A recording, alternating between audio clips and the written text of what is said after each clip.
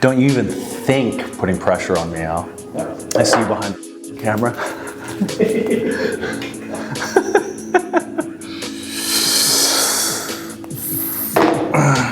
Ladies and gentlemen, Shark Real Estate Group, J. Gordon McInnes here with you yet again on this fine Wednesday. This is episode, Al, don't tell me, 287. The June, well, it's technically the July Vancouver real estate market update with the June numbers, as you can imagine. So we're gonna dive into this here and just rush through this as quickly as we can in efforts to keep the tradition going of our short videos. So, home sales Greater Vancouver, June, 2,418 home sales. The collective number, that is a whopping 19.1% decrease year over year. And the 10-year average, we are 23% below that average. So sales are consistent, but very low.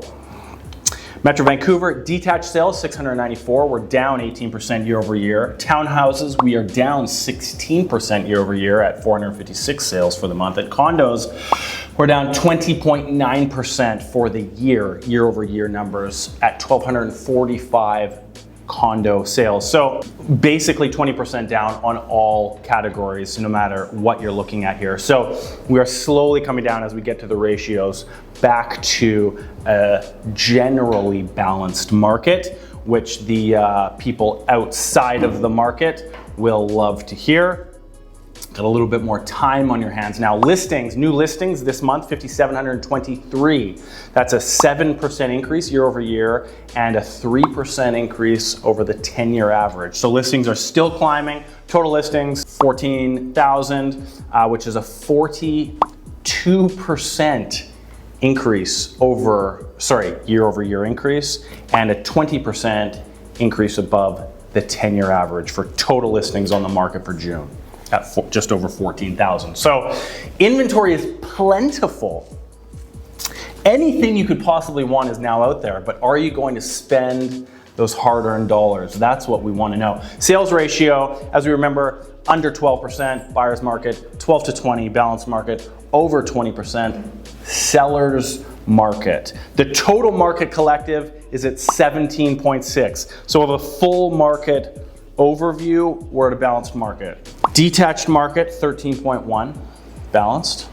Attached, so townhouse market, 21.1, a hair into the seller's market category. And condo market, 20.3, a very small hair over into the seller's market category. So essentially, I would say we're basically at balanced right now in all categories. Home price index, however, benchmark pricing paints a little bit different story. All properties benchmark Greater Vancouver 1.2 million. That's kind of irrelevant. Detached benchmark price 2,061,000. The interesting thing about that is a 3.7% year over year increase. Again, no matter what the market seems to trend with month to month activity, the pricing continues to climb. Attached, so townhouse market, benchmark 1.138 million. That's a 3% increase over year as well. And then the condo market is a 7.75 million, 773, and that's a 1% year over year increase. So even with the influx of listings and the lack of sales activity, pricing is still staggering up. So if you're outside the market and waiting and watching, yes, the rates hurt. The rates will adjust, but you've lost month over month, year over year on the overall purchase price so far, unfortunately. Now, home price indexing, performance, something we started a couple months ago, which I think is kind of interesting. So detached market, best performing market, Bowen Island. Haven't said that before, I don't think. At a 7.1% increase month over month. And then the 1 year best performing detached market, Bowen Island again, a 9.3% increase. So all you island hoppers, you cabin buyers, you have won in the last month and year. Worst performing, Tawasin, minus 4.6% month over month. And worst performing year over year is Squamish, which is surprising for detached at minus 3.6%. Townhomes, best performing, East Burnaby, month over month, 3.5% increase. Year over year, East Burnaby at 8.5% increase year over year. I don't think I've ever talked about East Burnaby. I don't care too much for it, but it's there and it's winning. So maybe we should start talking about that more. Worst performing townhomes, 1 month over month. Whistler, again, not something you see in the negatives recently. Month over month, 3.7% decrease on those Whistler townhomes. Year over year, worst performing Tawasin townhomes, doesn't really matter, 0.4% decrease, so not a huge negative there. Condos, best performing month over month. We haven't said this word either. Ladner. Didn't even know they had condos in Ladner. 4.1% month over month increase. And the 1 year best performing condo market, Port Moody, at a 5.9% increase. Worst performing condo markets, Squamish, surprising, month over month, that's down 4%. And worst performing condo market year over year, ye old Sunshine Coast, Al, at 5.2% down on the year. So a little general synopsis here from Andrew Liss, L-I-S, Greater Vancouver Director of Economics and Data Analytics. There is a title. The June data continues a trend we've been watching where buyers appear hesitant to transact in volumes we consider typical for this time of year, while sellers remain keen to bring their properties to market. The dynamic is bringing inventory levels up to a healthy range not seen since before the pandemic. This trend is providing buyers more selection to choose from and driving all market segments towards balanced conditions, as we saw. So that's Mr. LIS, big title man's opinion. West Side stats, as we always have to do. Balanced market at an overall 13% sales ratio. This is West Side detached homes. Homes selling an average 2% below list price. The most active range is the 2.25 to 2.5, the entry level range really at a 29% sales ratio. So a heavy seller's market. Those entry level West Side buyers are just snapping them up. And it's good to see. Keep it alive over there. As we all know, this is what you raise your kids there. This is what you're going to create. Buyer's best bet, home sales over $7.5 million. If you've done your due diligence on how life works to date, or you have rich parents, you can be the proud owner of a West Side home over $7.5 million. That's where you're going to get the most leverage as a buyer, as there's 138 homes listed between $7.5 million and $55 million. Highest sale price ever in Vancouver history if a single home took place last week. In deep West Point gray, the opal of the West Side, the pinnacle neighborhood of the country we reside in, deep West Point gray. I don't know where the West came from. It was always Point Grey, and then when I got into real estate, this West Point Grey. Obviously, there's an East and a West Side, and the deeper west you go, the nicer it is. But directly above Jericho, there at the foot of Blanca, which would technically intercept, but it doesn't, at Northwest Marine, a little home sold for a whopping $44 million. And it was the greatest thing I've ever seen. And had I have played my cards right to life to date, I would have been the buyer, but I have failed miserably in that regard. So we're just gonna talk about it. But sales there, so again, 138 options, over $7.5 million. That's the best buyer's bet. You've got the most leverage there. Best seller's bet, if you're selling a home in Dunbar, there's a 24% sales ratio.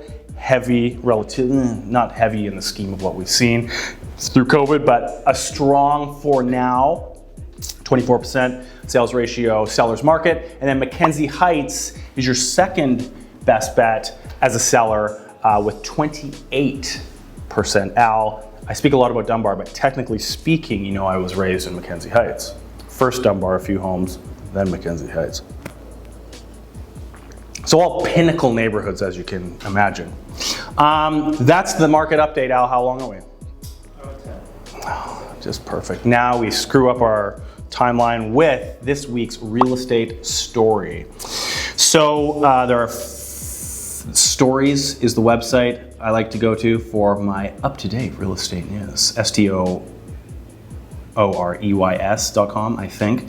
4 Vancouver high-rise projects to be delayed due to weak strata market. So this is something that we're hearing, kind of growing issues, projects being delayed. Developers of high-rise projects, of 4 high-rise projects in Vancouver have requested more time from the city before proceeding to rezoning enactment, likely resulting in the projects being delayed. All 4 kind of self-explanatory. All 4 projects have received rezoning approval, but rezoning approvals are only in principle, and developers must then meet certain conditions, such as finalizing design, signing housing agreements, paying fees before rezoning is enacted. In a report to Council, City of Vancouver said that the developer cited strata market conditions, escalating construction costs, more stringent lending criteria, and higher interest rates in their extension requests.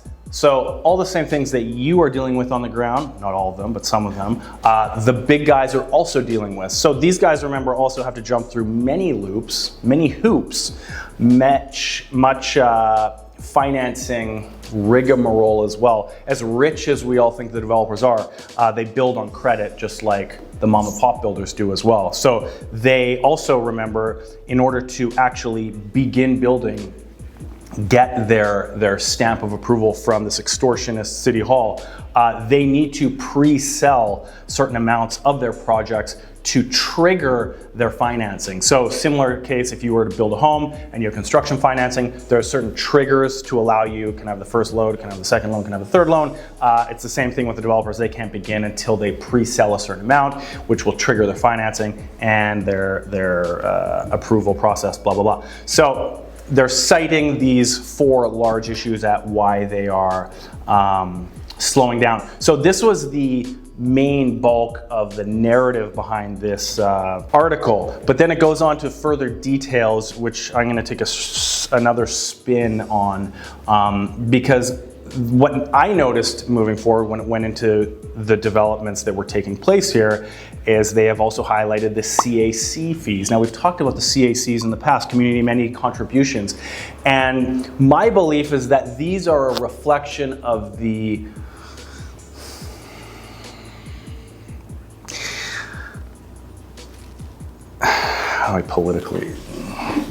the absolute feeble attempts at using our tax dollars wisely is the politically safe way to say it, maybe.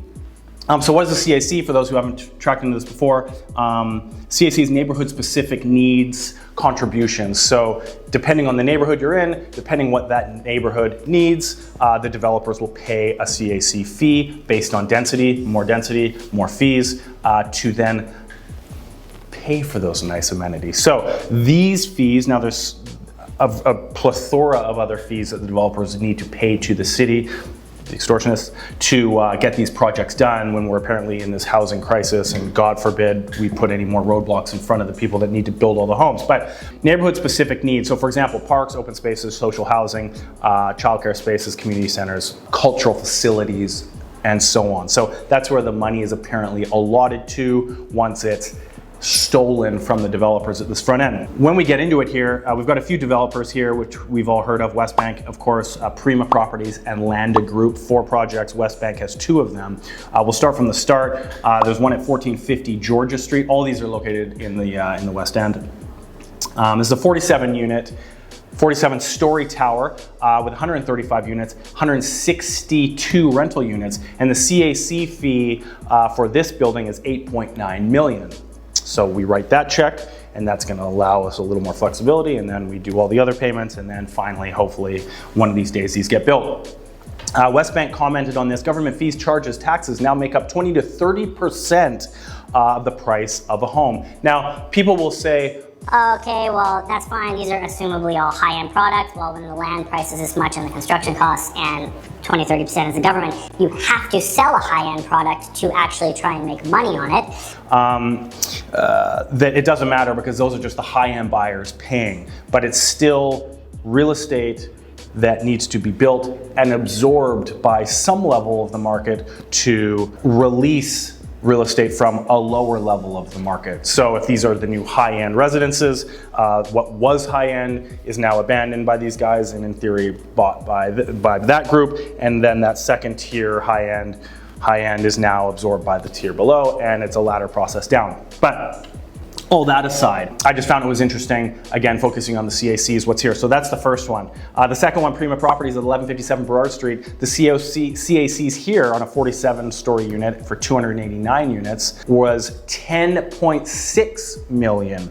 So the first one is 65,000 per unit, per residential unit. That unit is tied to 162 rental units as well. So when they get held, it's not just the 135 resale buyers that are paused out, it's 162 rental units as well. You would think they'd get a little bit more flexibility considering the fact that they're not offering just real estate, but real estate plus rental, which is the current narrative. But absolutely not. They need their fees and they need it now, and. This one, Prima Properties, again, 1157 Georgia. The second one, 47 units, 47 stories, 289 units, 36,000 per unit. CAC cost there at 10.6 million. Landa Group at 1640 Alberni Street, 43 stories. Again, all these kind of mid to high 40s. 211 strata units, 66 rental units. So again, a rental portion. CACs of 32.7 million. Now we're at 154,900 per residential unit of CACs for that project. And last but not least, West Bank again at 1668 Alberni Street, 40 stories, 128 units. CACs of $37 million. So you wonder why, in addition to all the other excuses, and I think they're very valid excuses, strata market conditions, escalating construction costs, more stringent lending practices, and higher interest rates, these goddamn developers can't build anything, is because these four projects totaled $89 million of CACs. So those are checks that need to be written directly to Ken Sim and his group, and then that money is clearly reflected in the purchase prices of these homes because everything always trickles down to the end user. So just another little highlight of if you think, and so two of these four projects were residential/rental component projects. So if you believe, again, the narrative that the government, city, municipal, provincial, federal, are out here trying to make affordable real estate or real estate more affordable, you're watching the wrong news channels. We'll leave it politely at that. And that's all I've got today. So enjoy yourselves out there. The weather is perfect. Finally, we get summer in the city, and I will see you in 7 days.